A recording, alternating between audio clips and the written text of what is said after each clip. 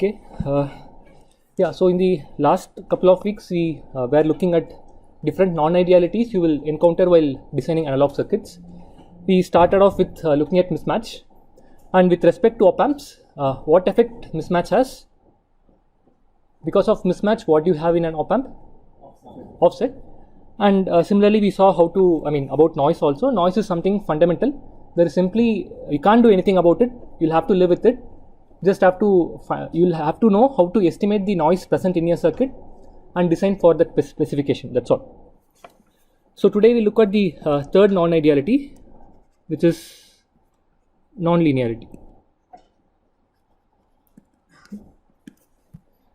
Yeah, I'm sure you guys know what non-linear system is. You know the difference between a linear system, non-linear system. You might have learnt in your signals and systems course. And as you are well aware, if you look at a transistor, which is a MOSFET in our case, a MOSFET is a highly non-linear device. So which means if you make an OTA with this MOSFET, the resulting OTA will also be non-linear. That means that ideally I expect the output current from the OTA to be a linear or a scaled version of the input, but this will no longer be the case. This will be a non-linear function of the input. And that's simply because if you take the MOSFET itself, the drain current is a non-linear function of its terminal voltages, like this, right? And if you actually think carefully, non-linearity is not something you do not want, right? So, if you recollect from your last analog circuits course, for getting power amplification, what is something that is required? Non-linearity is something required for you to get power amplification, but too much of non-linearity is not something you want. So I always say non-linearity is like food, right? Food is something that is required for your absolute survival. Without it you can't survive, but too much of food is also not good, your body can't handle, right? It's like that. And so, yeah, for a MOSFET, the very crude nonlinear relation is the square law model that you know, but in practice it is way more complicated. So let's say plot the ID VGS characteristics for a MOSFET.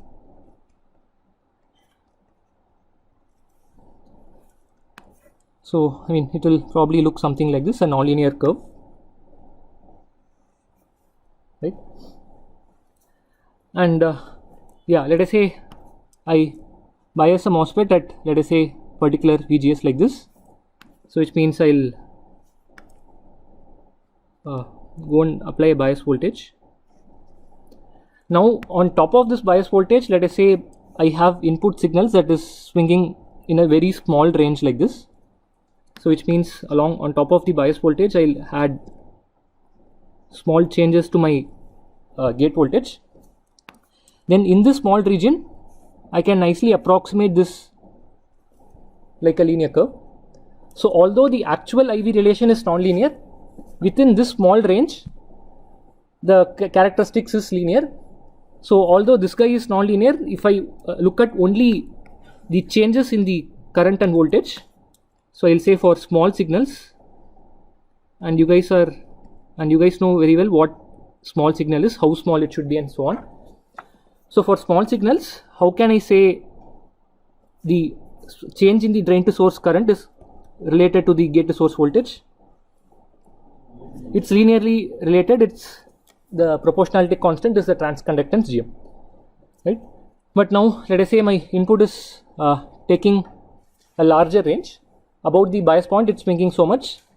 Then the characteristics that you are looking is in this region, right? And in this region, you can clearly see this straight line is not a good approximation. So, which means you can no longer approximate it with a simple relation like this, right? In other words, I will say that if I look at the slope at say this point, the slope is some Gm. If I calculate the slope at this point, it's going to be something. Here it's going to be something. Here it's going to be something, and so on. So earlier you had a constant slope throughout your desired region. Now the slope is going to change. So I will say for within quotes large signals, I can still say that the change in the drain to source current is some slope times the gate to source voltage, but the slope is no longer a constant, it keeps changing. So it is a function of, what is it a function of? The VGS, or the input voltage itself. If I call this V in, so I no longer have a constant proportionality, or I no longer have a proportionality constant. The proportionality factor is a function of the input itself, right? So I'll change everything as V, right? So basically the GM itself, I can say, varies with your applied small signal input. So now, which means I can take this guy and expand it with whatever Taylor series. So I'll end up with a case like this, where the small signal current is also nonlinear function of the input like this. So it's a linear term, plus I'll have a nonlinear term, third order, fourth order, and so on, right? So you can no longer use a single thing and then say it's a linear system. It is a nonlinear system. So this is with respect to the change, this is with respect to how the transistor converts the input voltage to the current. Now finally this current will flow through the output resistance. Now even for the output resistance, you look at the ID VDS characteristics, that will also be in practice nonlinear. So we'll have R0 also to be a nonlinear function of all voltages. So if I look at the final output, that will also be nonlinear like this. So it is some linear term plus, let us say, a second order term, a third order term, and so on. So bottom line, if your input signal swings are larger, it is no longer linear, it is nonlinear. And point to notice, see, for this large signal swings, we have still assumed that the transistor is in saturation, right? Even when it is in saturation, you have this nonlinear behavior, right? Now let us say you have not biased your transistor properly. So for this range of input voltage, the transistor goes out of saturation. Then if you think about it, now you know that the GM is going to change at each point. Now if the transistor slips out of saturation, let us say it goes to triode or something, the change in the GM is going to be drastic, right? Similarly, if it goes to, let us say, cutoff, GM will go to 0. So basically the change in this GM, it's going to be very drastic if you don't ensure that the transistor is not completely in saturation. So which means even the non-linearity will be more pronounced. Is that clear? So this is one of the reasons why we ensure that we have the transistor always to be in saturation in the desired range of voltages. That is exactly the reason why, you guys understood how to calculate swing limits, how to bias transistors, and so on. That is not an academic exercise. There is a real practical reason for you to do it, right? So you don't want transistors, moving into different regions in your desired range of voltages. Okay. Cool. So yeah, now you know that our circuits are going to be nonlinear. So the next logical question to ask is how to quantize or quantify this nonlinearity, right? And one common way in which this is quantified is as follows. So let us say I have a purely linear system, or I'll say linear time invariant system to be more right. If I feed in a sinusoid at a frequency f0, at the output, what will be the sinusoidal frequency present? The same f0, only the magnitude and phase change, right? Now let us say I take the same sinusoid and feed it to a nonlinear system. Okay. So let us say it is same thing, it's alpha 1 Vi plus alpha 2 Vi square plus blah blah blah. Now what are the sinusoidal frequencies I'll observe at the output? You will observe all the harmonics, is that fine? Starting from DC. So we'll have DC f0, 2f0, 3f0, and so on. Okay. So which means if I look at the output spectrum, we'll draw it here. So I'll have a tone at F0, I'll have something at DC, I'll have all the harmonics like this.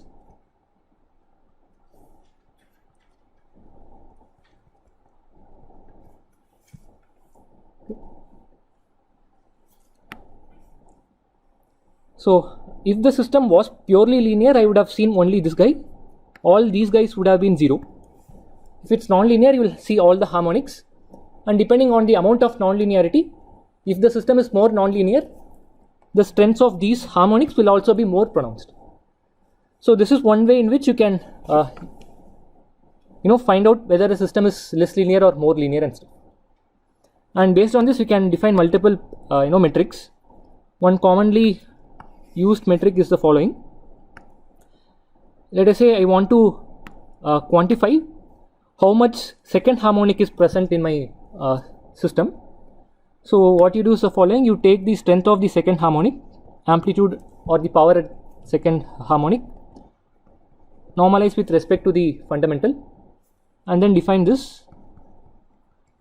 We'll define this as harmonic distortion 2.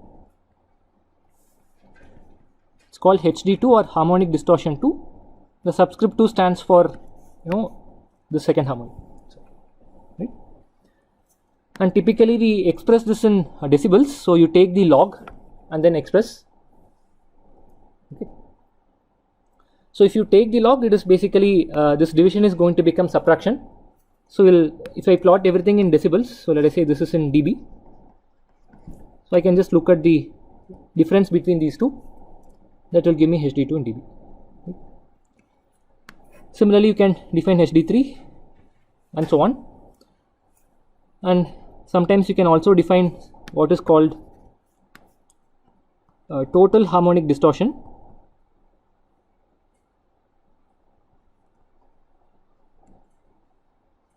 Or THD.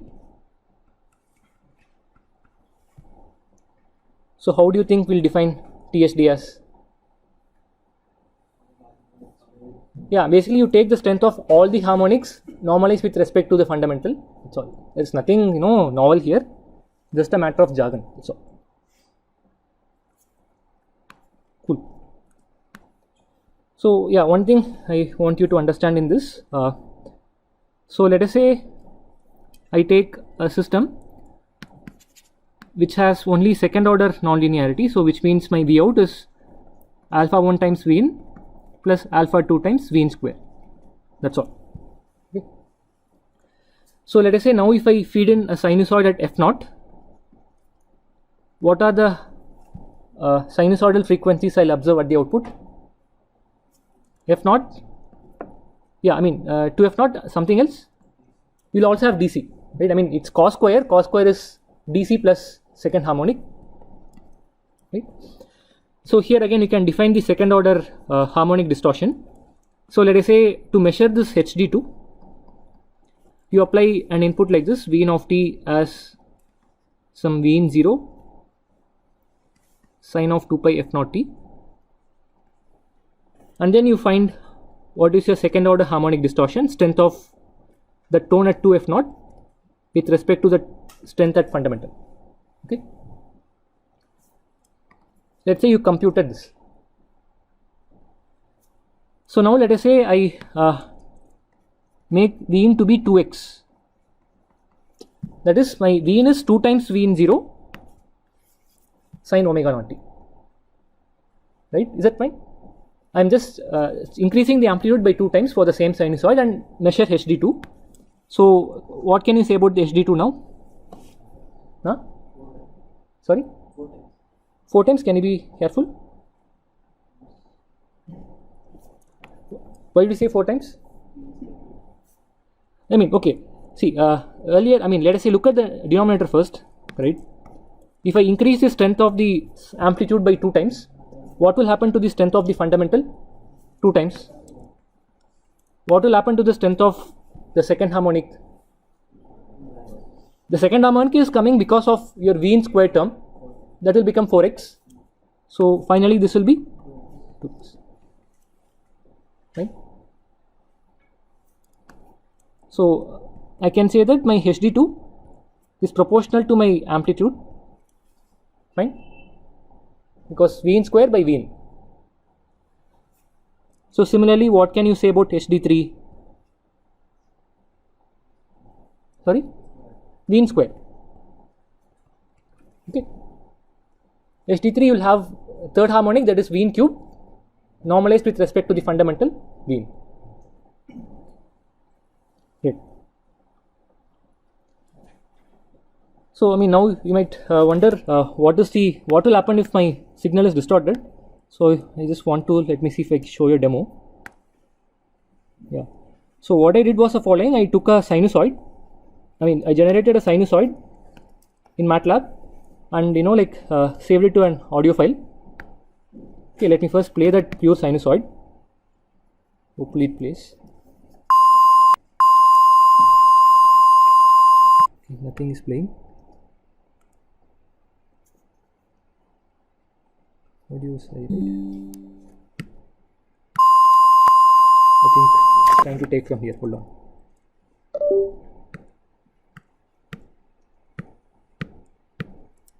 Alright. Just give me a second. Oh.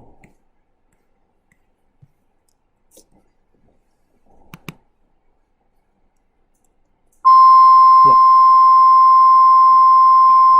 So this is a pure sinusoid, and if you are musically inclined, this is supposed to be sounding at C. Okay, note C.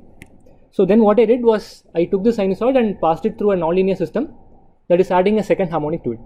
So it's same thing, alpha 1 V in plus alpha 2 V in square. So let's see.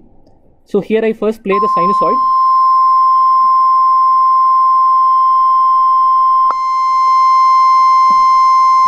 Did you observe the change in the thing? That's basically what happens. So for this one I added, I think, about 10% of distortion. So I added 1%. So let's see if it's audible.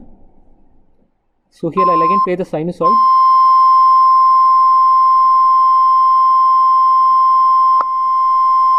Okay, not so audible. Again, it is not very audible because the speaker here is not great. But if you actually listen to the same file using headphones, you will actually be able to make it. Typically the speakers you have in laptops and these things, they themselves will be so bad that you will not be able to make distinctive tones, right? But if you actually have a good earphones, you will be actually able to, listen. And in fact, one of the very strict requirements of linearity comes from audio applications.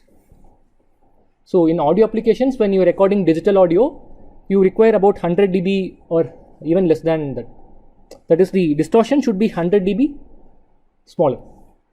100 dB, if you think about it, is 10 power minus 5 with respect to amplitude, right? So which means if your fundamental is 1 volt, all your harmonics should be at 10 microvolts, right? So we have very stringent linearity requirements there.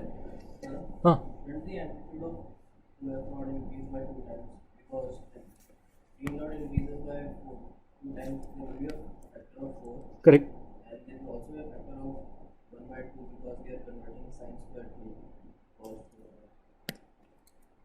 square. Okay, actually you are correct. No, let's see. Yeah, maybe I made a mistake here. Let's see. No, that's true. But see, if you normalize it, it goes away, right? I am just checking what happens from here to here, isn't it? That 1 by 2 factor is already accounted here. See, what you are saying is here it will become V in square by 2. That's fine. Is that what you are saying, right? I'm saying the amplitude of the singlet Yeah. increased by 2 times. Correct. This is basically 2V in naught. So let us say first let's compute here, right? Let's actually find HD2 here. Exactly. If I apply a sinusoid, I'll get what? Alpha 1 V in 0 sine, I'll just write sine, plus I'll have alpha 2 V in square, that's basically 1 minus cos 2. Strength of the second harmonic is, V in square, right? Alpha 2, right, by alpha 1 V in 0. Now what I'm saying is I'm changing V in 0 by 2x. So what will happen? This will become 4x, this will become 2x. Still 2x. No, that is 2. What I'm saying is from here to here, how much it changes. See, here you compute something, right? Let us say it is alpha 2 by alpha 1 by 2 V in 0. Now the experiment is I'm applying the same sinusoid but at 2x amplitude. Okay. It's a relative measure. Is that clear? What frequency have you used in the sinusoid? It's C note, right? I think that's about 1046 hertz or something. Yeah, I can actually do that also. Right. See, other thing is typical other misconception is people think that if the sinusoid has non-linearity, it is obviously distorted. So you might say that if I look at the sinusoid, I'll be able to say if it's distorted or not. I mean, typical understanding is if this is a pure sinusoid, assume it's a pure sinusoid, distorted sinusoid might look like this, right? Wherein the amplitude sort of this, right? But that is true. But I'll show you the same thing I played, right? I can show you. Hold on. Yeah. So this is the sinusoid, the pure sinusoid. The same thing I played you, the plotted waveform. This is a distorted sinusoid, right? So this guy is nicely camouflaged. So you can't, by inspection from time domain, you cannot say whether the signal is distorted or not. So what do? You have to look at the frequency spectrum, and if I do the frequency spectrum FFT, if I plot it, yeah, this is a pure sinusoid at 1046 hertz. That's around C note, I think. So, and if I look at the spectrum of the distorted signal, voila, I get two tones. Okay. So yeah, time domain is always deceptive. So always trust frequency domain data.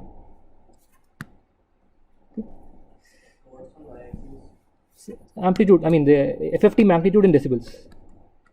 It's not normalized clearly, but yeah. I mean, you guys know how to take FFTs, or you know what Fourier transform is, right? So, this is basically discrete Fourier transform. That's all.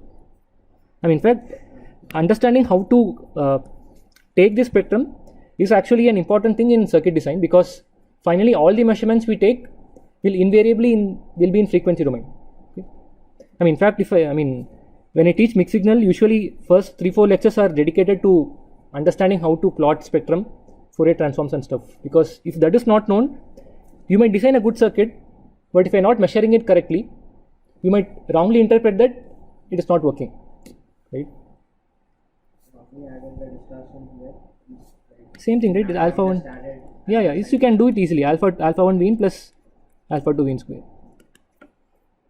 I mean, you just need to make sure. I mean, if you have taken a discrete time signal processing, since MATLAB works with samples, for audio the sampling rate is 48 kHz. If you sample at 48 kHz, then your speaker will also play at the same rate, so you'll get the same thing. But anyways, that's aside. But I hope you get the basic idea, right? So just by looking at the time domain, you can't say anything. You'll have to look at the frequency domain thing, right? Cool. So yeah, now you have some basic understanding of what nonlinearity is and what it does. So let's see how our circuits are behaving. And in all our op-amps, it is all fully differential. So let's understand what happens in a fully differential system. So I'll take a block level representation. Let us say this is one half circuit, another half circuit, and I have something common here. It's basically a very crude representation of a fully differential system with a common mode rejection, right? And of course, this guy is a nonlinear system. Same is the case with this guy. So here you apply Vi by 2 minus Vi by 2. Let us say this is the positive output, this is the minus output. So let us say I look at VOP, right? And let us say VOP is coming from the first system, and let us say the first system is processing it like this: alpha 1 times Vi by 2 plus alpha 2 times Vi by 2 square plus alpha 3 times I directly VIQ by 8, right? So, okay. So similarly, if I write the expression for the minus side VOM, how will that be? Vi is replaced by minus Vi by 2. Sorry, Vi by 2 is replaced by minus Vi by 2. So here I'll have alpha 1 into minus Vi by 2, plus since it is squared, this will not change, whereas this will become minus alpha 3 VIQ by U. But my output is not individual VOP or VOM. What is my final output? Yeah, so if I take the difference, what happens? Let me, yeah, all the even terms get knocked off, right? So is it good or bad? Huh? Bad or good? Why good? Yeah, some non-linear terms are getting cancelled, so that is actually a nice thing, right? So in fact, this is another good advantage of using a fully differential system. So let me remark it here. If you have a fully differential system like this, I will have no even order non-linearity.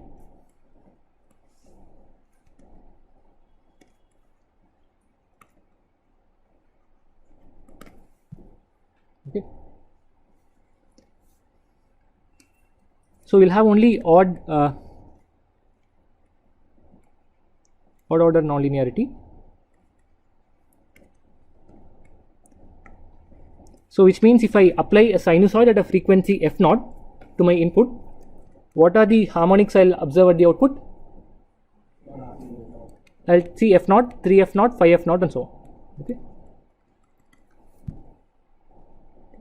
I'll not see anything at DC even harmonics and so on. Okay. And again, this is assuming that the two circuits are identical, right? So this is assuming there is no mismatch in the circuits. So that also you should remember, this is assuming no mismatch. Because the underlying assumption is all this alpha 1, alpha 2, they are same in the two halves. If there is mismatch, this will not exactly get cancelled. You will have some residual even order non-linearity. But in practice, if it's well designed, it will be dominated only by odd harmonics. The even harmonics will be very small. Okay, great. So if this much is clear, let's actually look at the diff amp and see what's going to happen. So one thing I wanted to again tell is, so if you saw here, yeah, when we started off, we basically noted that we'll have non-linearity in the conversion of the input voltage to the current. Similarly, you'll have non-linearity in the output resistance, and typically this non-linearity will be dominant. So we'll only try to address this non-linearity in this course. Okay. So the non-linearity in the GM is what we'll try to address first. So let me take a simple diff amp.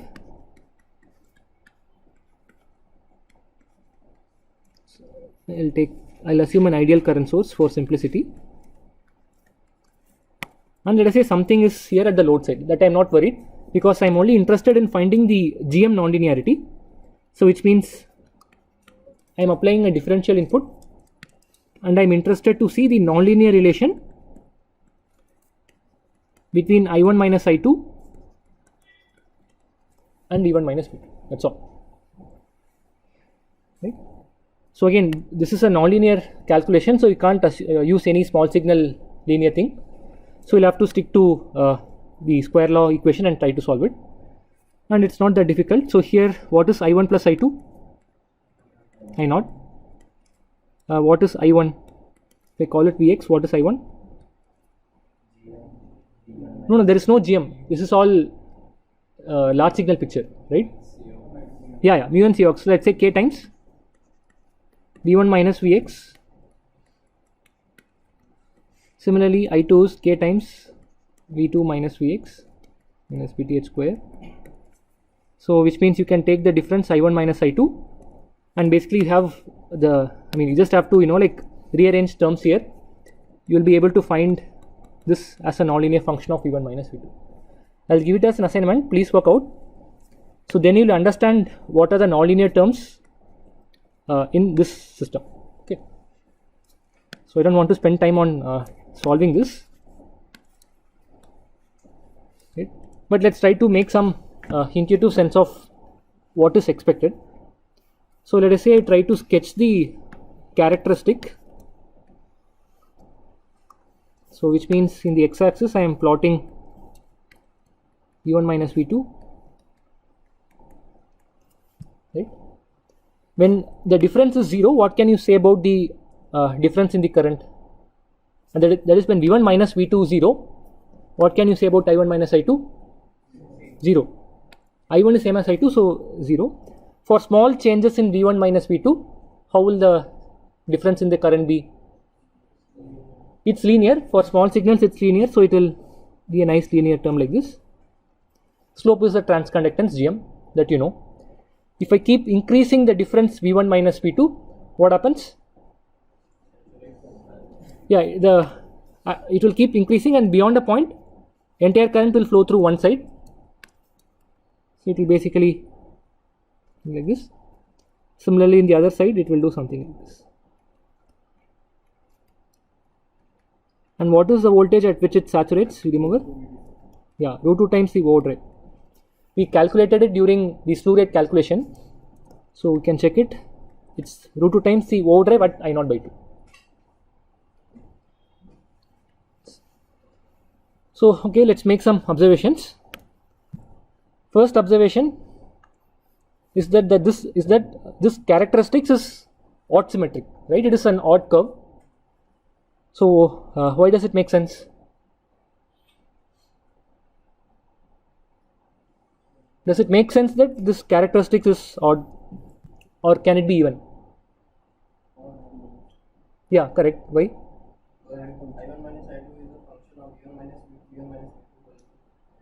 Yeah, I mean basically, as we saw here, if we have a fully differential case wherein we are interested in the difference between the two halves, then there will be no even order terms, only odd order terms. So something exactly the same is happening here. We are taking the difference in the currents in the two halves. So even this characteristics will contain only odd order nonlinearity. It will have only like V in cube and so on. So this will also be odd symmetric, right? So that's the first thing. This is basically odd symmetric.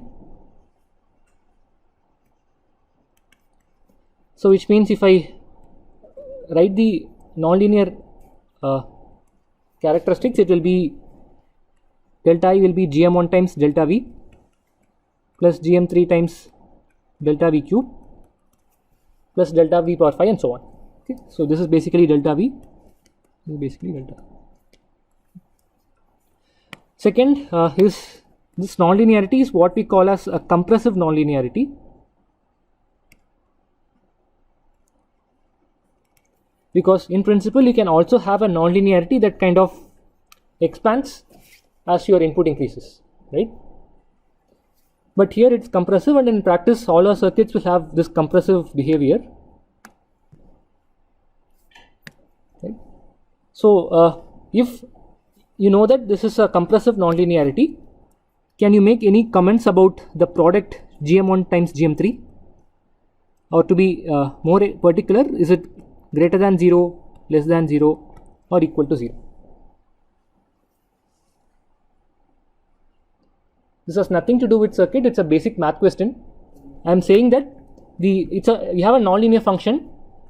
Approximate characteristics of that function is this, and let us say I give the function is defined like this. Like let us say it has only two terms: Gm1 delta V plus Gm3 delta V cube. Let us say it has only two terms. So from this, can you make any comments about the product? Yeah, why less than 0?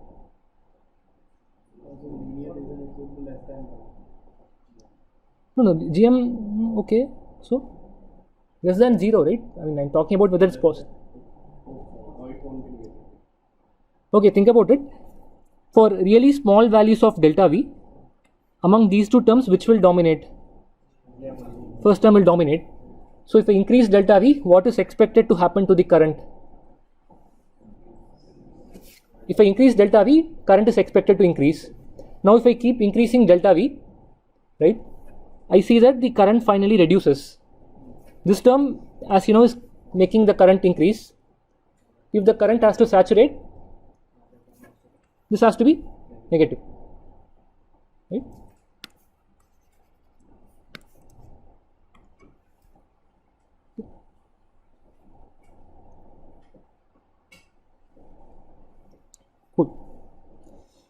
But yeah, I mean, for this simple diff amp, you can go and make this calculation and find the nonlinear terms.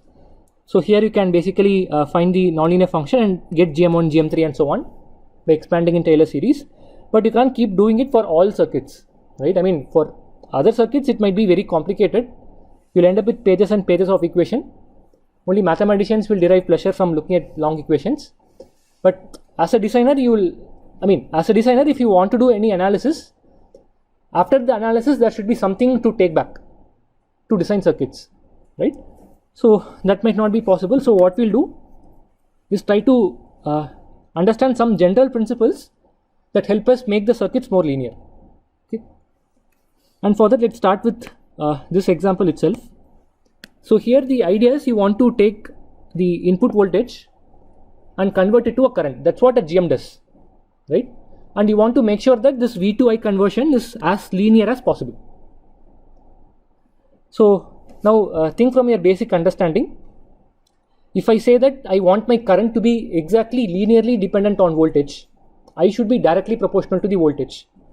What is something that comes to your mind? A resistor. For a resistor, if I go and feed in a voltage,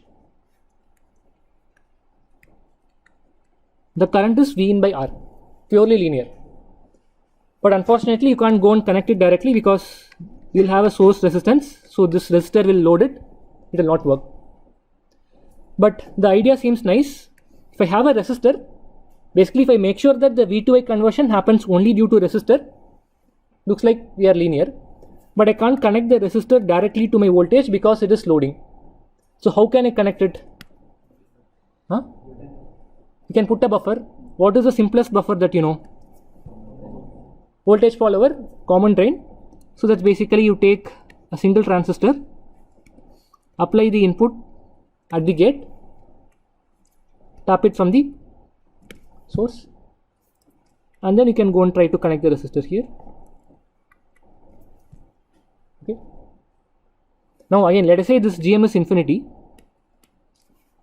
If GM is infinity, what can you say about this voltage Vs? Why? I mean, it is correct. If GM is infinity, GM tends to infinity, then Vs tends to Vin. But why? Yeah, again, right? See, assuming that everything is stable and things are all finite, the current is finite. Current is GM times VGS. If GM is tending to infinity, VGS must tend to 0. So which means the current here is what? V in by R. So the same current will flow in the drain also. Now this can flow through your load resistor and you can get the output, right? Simple. But of course in practice you can't have an infinite GM, so we'll have a finite GM. So let's see what will happen because of that. So if the GM is not infinity, then what happens to this voltage? What is Vs then? Yeah, I mean GM times R by 1 plus GM times R. Right? So what is the current then? The voltage across R is this one. The current through R is GM by 1 plus GMR times VL. Right? And if you make GM times R to be much greater than 1, then this approximates to, right? That's something you can do. So here the nice thing is, it doesn't matter whether this GM is linear or non-linear, right? See, if the GM is non-linear, as we saw in the beginning, if GM is non-linear, we'll have the relation like this. It is not a constant times VGS, it is GM of Vin times Vin, right? So even if that were the case, so maybe I'll take to next page. So even if that were the case, I'll have GM of Vin times Vin by 1 plus GM of Vin times R. This will be the current, right? I've written the same thing. And here if I make sure that this nonlinear term GM of Vin times R is much greater than 1, then this still approximates to Vin by R, right? You just need to make sure that your product GM times R is much greater than 1. Then even if the GM has non-linearity, it doesn't matter, the overall current becomes a linear function of V. Is that fine?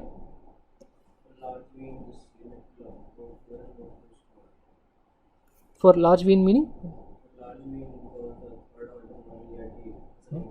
Okay. No. Basically, you have to define GM is basically linear GM, right? So if what you're saying is it's GM1 delta V in, let us say, plus GM3 delta V cube. So the GM1 is GM, this GM. I mean,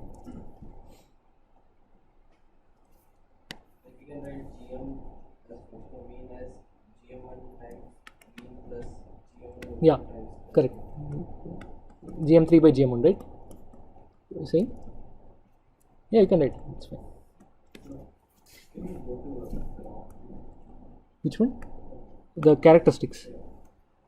The equation is delta is equal to GM1 delta V plus GM3 delta V cube. If you plot that, shouldn't it the ends go to plus and minus? No, that's what, right? This is basically minus. So then you'll have GM. This is, I mean, this will not be completely characterized by this. You need an infinite series to characterize, right? Okay. I mean, with this two terms, you can't exactly get this, right? You need infinite terms to get this. I'll just give you an example. Basically, the nonlinear terms must be negative so that it compresses. Okay, that is another thing that you can think.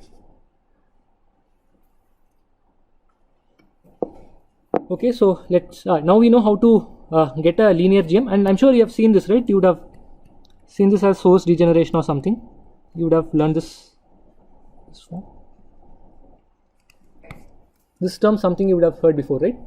So again, the reason to do this source degeneration, one of the reasons is to make sure that the V to I conversion is more linear. Okay. So now you know a technique to make a linear transconductor. You can apply the technique to our diffam, right? So let's do that. So one trivial implementation is the following. I take 2 copies of this, connect it to a tail node, and then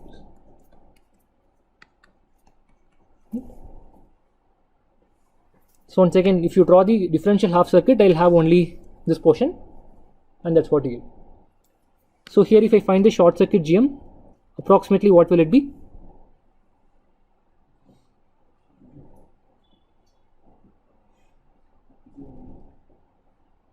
If I find the short circuit GM here, for differential case, I mean for differential inputs, this ground. So what is the GM? Okay, I mean, I don't understand the confusion. Now let's say if I have this alone, what is the short circuit GM? Huh? I mean, what is the current here? V in by R. That is the short circuit current, right? So what is the short circuit GM? Huh? 1 by R. I mean, this is something you want. You want the short circuit GM to be very linear. You don't want it to depend on GM. So here also, what is short circuit GM then? Huh? 1 by R. Okay. If you don't want to keep your parameters to be dependent on GM because GM itself is nonlinear. Yeah, so this will work, but one issue is the following. So here the DC current is I0 by 2, right? So which means you'll have a DC drop across the resistor. So which means the output swings will get limited because you have to maintain some drop across R. So that is one issue here. So an alternate implementation is the following. Again, I will not derive it for the interest of time. Again, that is based on the observation that you don't need this R to be present in the DC picture. Your differential half circuit should look like this. That's all, right? So what is done sometimes is this. So you take the 2 circuits and connect the resistor differentially across the 2 halves like this, okay, and then you put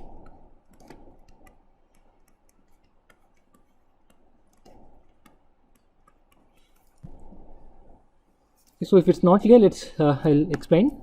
So I'll take it to the next page. See here, if I try to draw the differential half circuit, so one way to understand the circuit is this. So let us say I have this, I split the resistor into two equal parts, right? Now if I apply plus V by 2 and minus V by 2, you know that all the nodes along the line of symmetry, they are ground.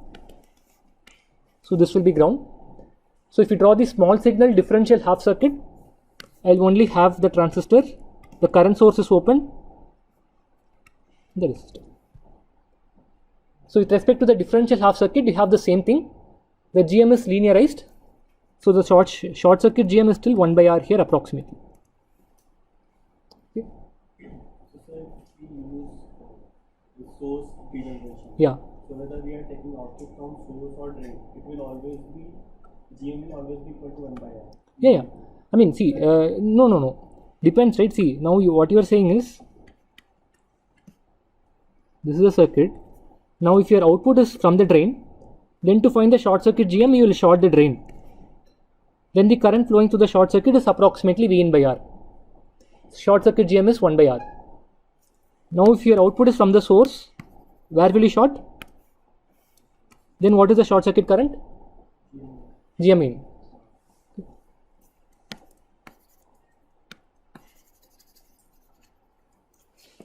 Cool. Yeah. So this is one nice thing, but here again everything comes with pros and cons, right? So here the issue is the following. So when I had a implementation like this, so remember finally this current source will be implemented using a transistor, and this current source will generate noise. So what can you say about the noise current injected? How will it split here in the two halves? They will split equally. So which means if you take the difference, that noise doesn't appear. This is something we saw if it, in a fully differential circuit, any noise injected along the line of symmetry, they don't matter. Now in this circuit, so you'll have noise current injected here. What can you say about the currents getting split in both halves? They will be different. So which means it will not get cancelled. So both these current sources will indeed contribute to the differential noise. Okay. This I think I gave you as a problem to work out. I don't know if I gave. If not, I'll give it in the next problem set. So issue here is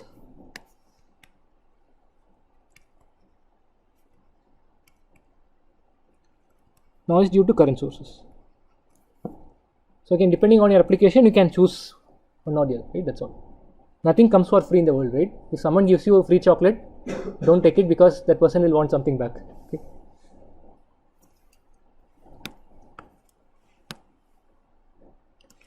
Cool. So now looks like this source degeneration looks like a nice technique that helps us make linear transconductor. Let's actually look at that from a different angle because that will open a new perspective. So this is V in, Vs. So what is the voltage Vs here? GMR by GMR V in, right? Great.